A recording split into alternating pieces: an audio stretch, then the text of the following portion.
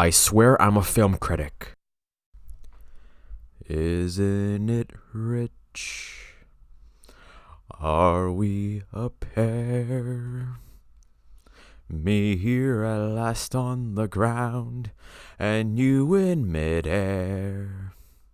Send in the clowns. Hello, movie people. Welcome to a new episode of the CineGuy. I'm your host, Steven Angulo. Let's talk film. Now, I'm sure if you can guess from the song I just sang, you probably already know what movie we're going to talk about. That's right. This is the review for Joker. Now, I just want to hands down say this. This movie was truly a work of art. Alright, hands down, a comic book masterpiece. I mean, it took an infamous character like the Joker, very like, the most common Batman villain alive, and turned him into this form of Shakespearean anti-hero.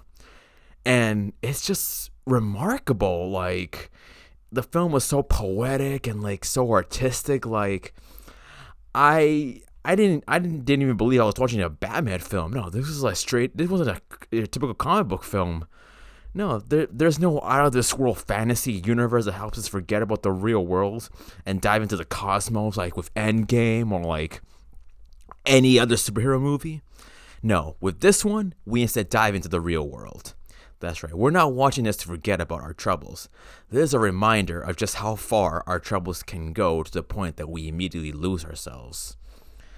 So no, guys, you better not turn off your brain when you go see this film, because you're gonna need it. All right, this film is so trippy, so much to think about, and my gosh, well, if you turn off your brain like most when you go see most MCU or like comic book movies, then you're not gonna get your mind blown. All right, you had your brains on for Endgame. You better have your brain even more on for this one. All right, forget neutral or hyperspeed. This is ludicrous speed we're talking about, and all this reflects on the character of the Joker. Now, this Joker is no petty criminal who falls into chemicals and is driven insane. The origin we all know and love. Nope. Instead of the comic book persona we all know and love, we get Arthur Fleck, played extraordinarily by Joaquin Phoenix. I mean, this guy took the cake, alright? This was amazing. I mean, yeah. I know we're all devoted to Heath Ledger, who is a phenomenal Joker, but Joaquin really made it his own. Like, that's just how mesmerizing his performance was. You immediately forget about Heath Ledger, and next thing you know, you're focusing on Joaquin. And that's what I like about this film. It is not trying to challenge you or, make you, forget about who Heath Ledger was and his Joker. No, this is more like, hey, we're doing our own thing. And you know what? It's still amazing. So, is Arthur like, the previous Jokers of like old films? Is he a mob boss like Jack Nicholson? No? Oh, is he an anarchist like Heath Ledger? Still no? Is he a gangster who dislikes wearing shirts like Jared Leto? Seriously, dude, Gotham City is in the fall time, alright? It's probably like freezing. A nice button-up shirt with that like rough like purple leather jacket you wore would not have hurt. But nope. Arthur is just a regular guy who works as a clown. Well, he's not exactly regular. This film really dived into the mentality of the Joker as a man who has uncontrollable laughter, and because of this, he's pushed around by everyone, treated like garbage. So in other words, how we treat the mentally ill in real life. I will get to that in a quick second, because I wrote an essay about, how this film tackles mental health, because my gosh, this ain't no typical Criminal Minds episode. No, this was something else. All right, this was more crazier than Seven. Imagine Kevin Spacey as the Joker. Nah, he'd just go for all the underage boys. Oh, I'm sorry, too soon? moving on. I mean, from watching this film, I never thought I'd ever feel sympathy for the Joker. Like, Joker is this deranged maniac who kills people for fun and laughs while doing it. Like, I don't feel bad for this guy. He's a monster. But no, when I see this film, like, all I see is this defenseless man beaten by teenagers who steal his sign while working a job, and being harassed by drunk rich people, or ridiculed on television by a talk show host. Which, my gosh. I mean, imagine that happened to me. Like, I post a CineGuy review and Jimmy Fallon or James Corden decide to make fun of me on air. Not Stephen Colbert, though. He respects everybody. Watch The Late Show with Stephen Colbert. I'm not going to promote anything because he's not paying me to do it.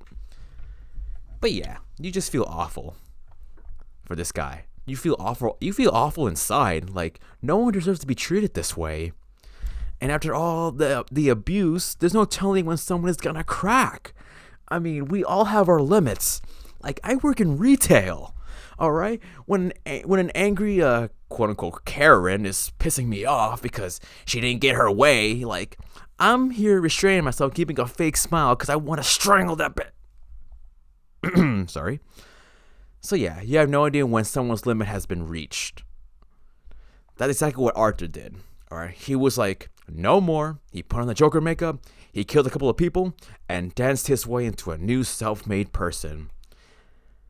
And yeah, it sounds so inspiring considering the fact that we're not supposed to be cheering for this guy. I mean, like I said, Joker is a twisted serial killer, and I'm there in the theater thinking the ones he killed deserved it just because of the way they treated him.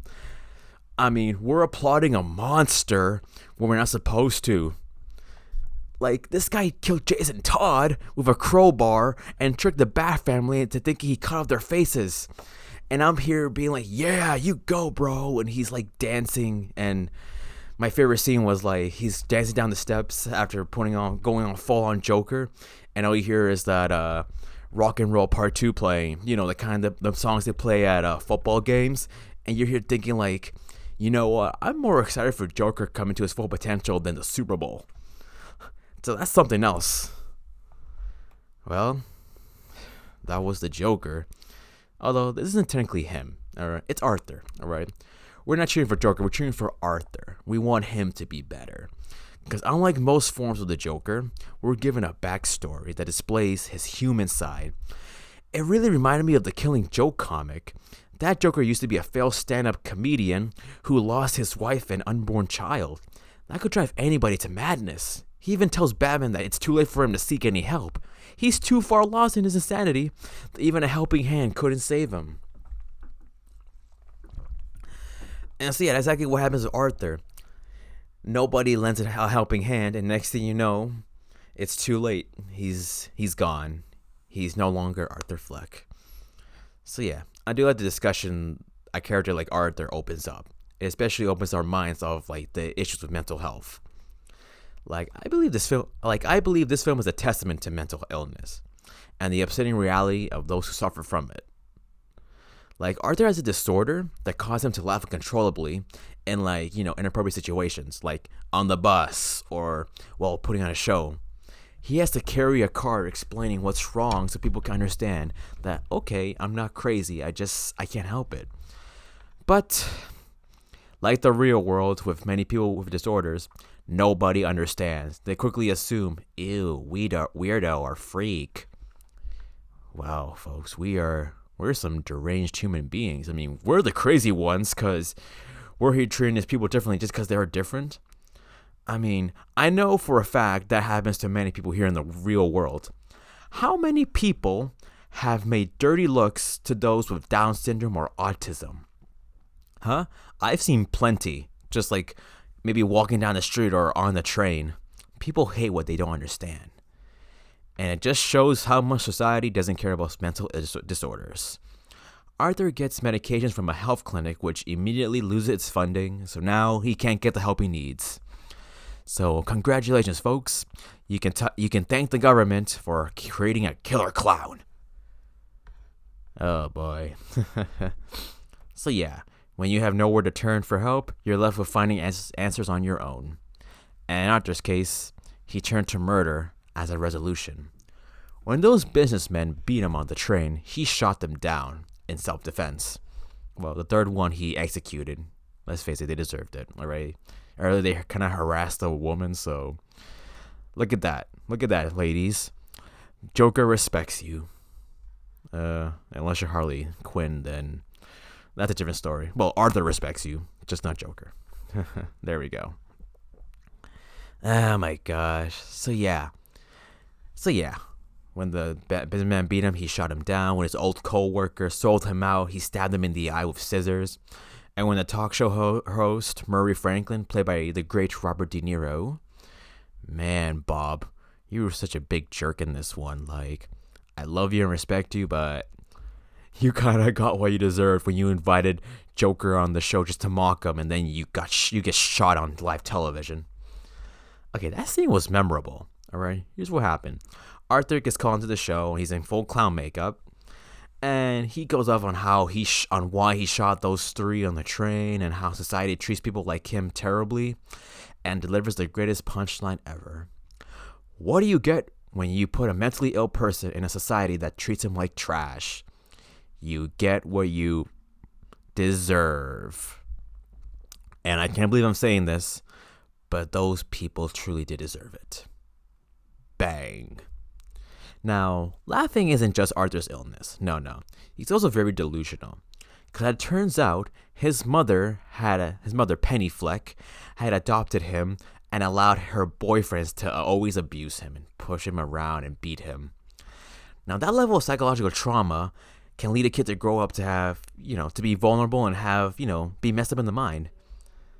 So what's worse is that Arthur loved his mother very much, and it turns out she's been lying to him the whole time. And that was when Arthur realized his life was a tragedy, when he suffocated his mother on her hospital bed. My gosh, I hate that. You know what that reminded me of? Have you guys seen this miniseries called Sybil with Sally Field? Basically, Sybil is based on a true story. So Sybil has multiple personality disorder, and that was all caused by the mental abuse caused by her mother, who I guess I forgot what she had. It was she was crazy. Like, she was crazy and evil the way she pushed around poor little Sybil and mistreated her. Oh my gosh. But yeah, it reminded me of that. Because of that abuse and, foul treatment, she grew up to have this problem. Oh my gosh. Also, how can I forget Sophie, played by Zazie Beetz? She's Arthur's apartment neighbor, who at first you think she'd be like a good friend to Arthur. I mean, you see her at his comedy show. She's having dinner with him, support him when his mother's in the hospital, and even kissing him after Arthur killed the three guys. But no, it was all made up by Arthur when he breaks into her apartment and she doesn't even know who he is. Well played, movie. You had us fooled. I thought I was going delusional. Oh my gosh. Now, what's the Joker without any Batman references? No. I'm not referencing Adam West because this movie is nothing campy. No. Now, a main character in the story is Thomas Wayne, played by Brett Cullen. You know him as the father of Bruce Wayne. And he's running for mayor in hopes of turning the city, into a better place. But, as you may know, he's a rich guy. And the big theme of this movie is rich people suck. So yeah, this guy was a total jackass, alright? Thinking back on the Nolan universe, Thomas Wayne, that guy was a loving father and a doctor, telling Bruce to always be brave and comforting him when the bat scared him. No, the guy we see needs to get punched in the face, heavily, and multiple times. There's this belief that Arthur is his son since Penny claimed to, she used to be the Wayne's maid and she claimed to have had an affair with him.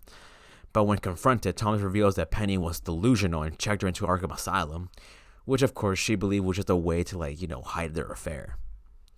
I mean, he even punched Arthur for making the claims in the first place. yeah, we're not supposed to like Wayne in this one. So I guess when he got shot in Crime Alley, he got what he deserved. Wait, if the person who shot Thomas was a clown protester, oh yeah, so sorry, referencing that. When after Arthur shot the three rich guys, it sparked a movement against the rich in which people wearing clown masks are protesting against the wealthy, and yeah, riots ensue, and yeah, one of them ends up shooting the Waynes in Crime Alley. So that technically means Joker created Batman in this universe, kind of like in Tim Burton. Well, what do you know? Oh, and Bruce Wayne is obviously in this one. He's a young 8-year-old kid who doesn't really have much emotions going on. He meets Arthur when he approaches Wayne Manor and just walks up to him like looking all neutral, like, oh hey, there's a strange man on my property. Let me just walk up to him, like, not even saying anything, just staring. Not even a smile. Well, I wouldn't smile either, but not even like a confused look, just staring, like if he's watching television but doesn't really care what he sees. But here's the part that really got me. When the Waynes get shot, he doesn't even flinch. He just stands there emotionless. Like, if you think back on the previous Wayne murders, Tim Burton has Bruce looking shocked and speechless. Nolan had him crying in fear. Gotham and Snyder had him screaming in terror. But this kid just stands there like, oh look, my parents just died in front of me. Let me just stand here and look in the distance. I mean, I understand the shock, but at least breathe heavily and look scared. Just like nothing. Oh, how can I forget? Alfred is in this movie too, played by Douglas Hodge. And not looking like he served in the British Army at all. Well, I guess this is a different universe after all. Oh, and for those of you that know, Joker sparked a lot of controversy when it was released. It mostly discussed the whole Aurora shooting that happened at a Dark Knight Rising screening back in 2012, in which this like crazy killer dressed up wearing like hair like the Joker shot up a movie theater. So people thought this movie was gonna spark and inspire violence and create a similar altercation, especially since it deals with mental illness. And here's the thing: when you're making a thriller film, the best villains are the mentally ill. I mean, look at every episode of Criminal Minds. The unsubs have something wrong with the brain. I mean, there was a guy that made human puppets. A dude who thought he was sacrificed to the devil himself. Like, the whole point is they believe crazy people are dangerous. And like, here's the thing: ever since this movie came out, nothing's happened. I mean, do you know where was the last movie theater shooting I heard of? It was when that Amy Schumer movie called Trainwreck was released. Like, I'm pretty sure there was no like graphic violence in a sex comedy. So, yeah, maybe it's not the movie that's sparking violence. Maybe it's just the people are just crazy. And just because Joker has a mental illness does not mean the mentally ill are dangerous. No, it means they need help. That's it. So what are people so afraid of? My God. Okay, I'm gonna say something that might be very controversial, so to say, and I'm just gonna say it. I'm starting to believe that people who are saying this movie will spark violence and cause a shooting, I think you want a shooting to happen. All right, news outlets and the media, they want a shooting to be inspired by this movie because they have something to report on. All right, they want their money's worth of a news report. Well, guess what, guys? You suck. No one's gonna get shot up because of this movie. You know why? Because it is a fun thriller that really depicts a grittier, more realistic take on comic book films, and it's definitely a good contender for the Oscars. I mean, I was cheering for Taron Egerton because he was amazing in Rocket Man, but I think Joaquin takes the cake with this one. So no, I don't believe Joker is gonna spark violence because of it's grittiness and graphic scenes. I mean, look at John Wick. He shot multiple people because of a dog, and he's declared a hero. I mean, how many violent films out there have inspired people? I mean, when Django Unchained came out, did black people dress up as cowboys start shooting white people? No, none of that happened. Why? Because it was a freaking movie. So no violence gonna happen. You know what this movie's gonna inspire? Discussions on mental health. Some, fascination by comic book fans, and a lot of ideas for cosplaying and Halloween costumes. So yeah, this will not spark, shootings or murder. It will give comic book fans and movie fans something to enjoy. And trust me, with this one, they're going to enjoy a lot of it. So my final rating is going to be 9.6 clowns out of 10 naked Joaquin Phoenixes dancing. Oh yeah, there is a lot of dancing in this film. But it's Joker, so he's making it a work of art. Whew, okay, that was a fun review. I'm telling you guys, I really enjoyed this film, alright? I want to see it again, and I'm sure a lot of my listeners have probably seen this movie more than 2 times already. Oh, and sorry for my little rant there. I don't know. This saying that Joker is gonna inspire violence, like people saying that video games cause you to be violent. I mean, come on. I'm playing the first Uncharted right now, and I don't feel like jumping on temples in the jungle. No, I play Call of Duty, and there's no way I'm gonna enlist in the army. I play Super Mario. I'm not gonna jump on a turtle. So yeah, guys, just chill out, all right? Go watch the film, have fun. You won't regret it. All right, guys, that was fun. Thank you so much for tuning in. Leave a like if you enjoyed this episode. Subscribe and join the crew. And I'll see you all next week for another awesome review. Also, be sure to check out the Real Movie News and Reviews podcast where we reviewed Joker. Links in the description below. It'll be on CernPOV.com, home to many other great podcasts. Also for nerds too. There's plenty of Star Wars and superhero stuff in it. So do check it out, guys. It'll mean a lot to us. All right, and of course, to be sure to follow the Instagram at CineGuy Steven for some more minor reviews. Like I posted the one for Brittany Runs a Marathon, which was a very fun independent Amazon Prime film. Well, Amazon Studios, not Prime. It was released in theaters. All right. Well, without further ado, this is Steven Angulo signing off. That's a wrap.